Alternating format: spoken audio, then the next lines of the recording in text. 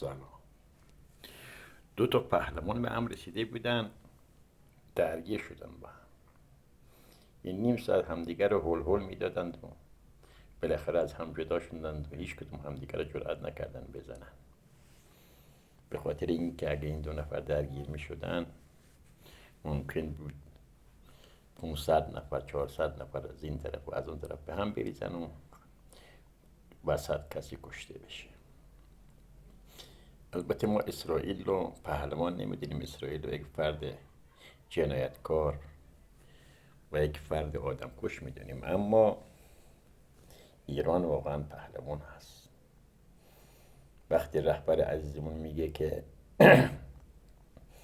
اسرائیل را در عرض 15 دقیقه نابود میکنیم، واقعا میتونه.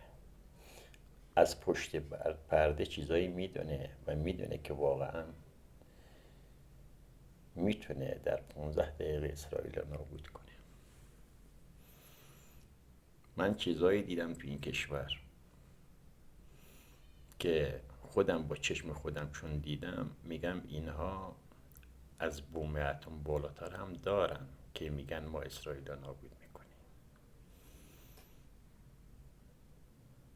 چون مواد منفجره‌ای بود، اگر یادتون باشه در قدیم ما توی سربازی از این مواد منفجره بر می داشتیم برای چای درست کردن.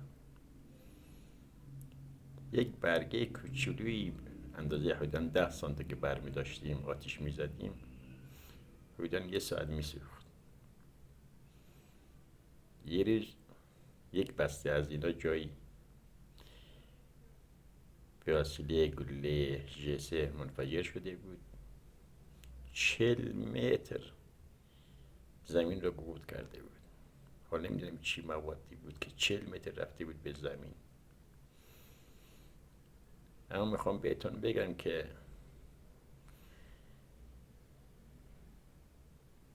سربازان گمنام امام زمان حتما از بمب اتم بالاتر دارن که میگن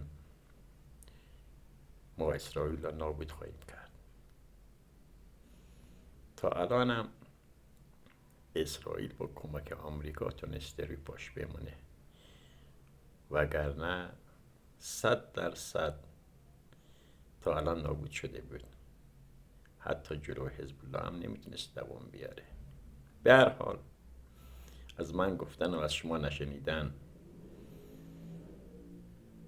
زیبا کلام نمیدونم با اون همه درس خونده و رئیس دانشگاه بوده چرا نمیدونه، اما من با همه بیسوادی میدونم که 100% ایران پیروزه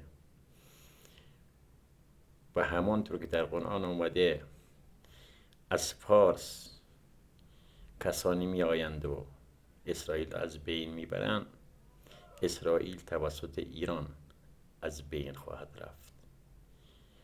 ممنون که این ویدیو را تماشا کردید. با تشکر. خدا نگهدار.